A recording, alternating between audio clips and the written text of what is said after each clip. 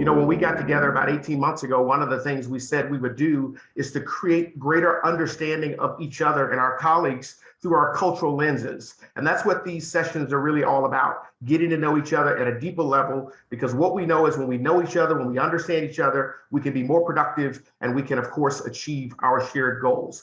This is what it means when we say we're committed to diversity, equity, inclusion. Welcome to today's session called Real Talk, a virtual conversation on Black excellence with our special guest, award-winning international journalist and author of 3 books, commentator and host, Mr. Roland Martin.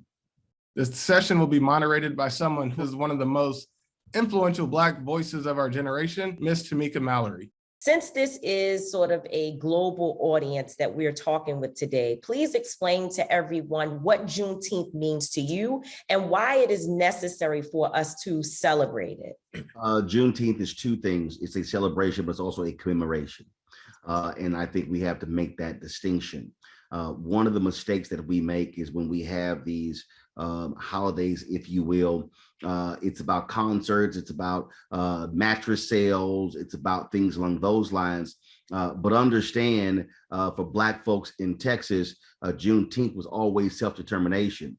It wasn't just about, let's go to the park, let's have a cookout and hang out. You also had, for Juneteenth, you literally had a voter empowerment. You had sessions, you had panels.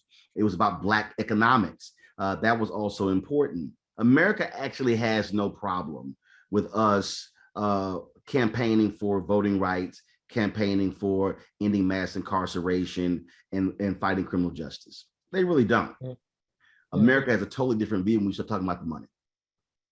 Coretta Scott King said they killed my Martin when he started talking about the money. And so, and understand, we talk about slavery, Black people, enslaved people of African descent created this thing called American capitalism. Talk about the Industrial Revolution, how America was selling cotton. We were responsible for almost 90% of the cotton around the world. Who actually made that cotton possible? Now the issue, though, when we talk about Juneteenth is, how do we now talk about Black economic social justice? And so my challenge, when I talk about this with corporate America, is I'm not interested just who are the Blacks that you have on your board of directors, who are the African Americans who are in senior management. What I want to know is, what are the Black companies that you are actually utilizing? Who are the Black transportation companies you're using? Black catering companies, Black event managers, Black PR companies, architecture companies, engineering companies. We can go on and on and on. When you start talking about what is your corporate spend, which is annual, that's actually how you transform Black America, because we know Black-owned businesses are more than likely to hire African Americans, provide them opportunities, and that's where the transformation has to come from. So for Juneteenth, I want Juneteenth to be about, as Frank Lucas said in American Gangster, I'm gonna get that money. The tech industry has been historically underrepresented with people of color and women. Do you have any suggestions on what we can do to get more diversity in tech? Yeah, what I would do, this is where activism comes in. Tech, your money comes from pension funds. Pension funds are public workers. The greatest wealth of African Americans resides in pension funds.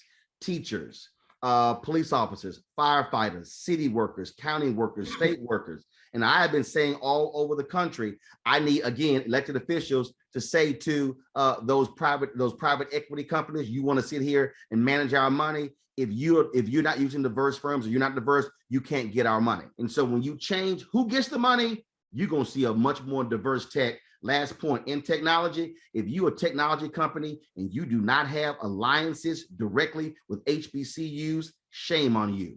Stop going to Stanford and the same places. You should be going to Spelman. You should be going to Xavier. You should be going to FAMU, creating partnerships with HBCUs to build up and bring in their talent. That way, when that freshman comes in, when he or she is a senior, then they're ready to rock and roll. Roland, you've got to put a little more passion into your speaking about this. Well, you know, I just woke up an hour ago, so that's 2 more hours. When you see me on my show, I'm live every day, 6 to 8 p.m. Eastern. Then you'll see me fully awake. I actually feel very good about what we are doing at Infoblox, but your education of us serves as a reminder that even though we feel good about it, that's not good enough to feel good about it, right? We've got to continue to do more and more. Question, Tamika, I would ask you is these conversations are hard. They're tough. You know, one of the things I said to Jesper during the interview is that diversity is hard. This is hard.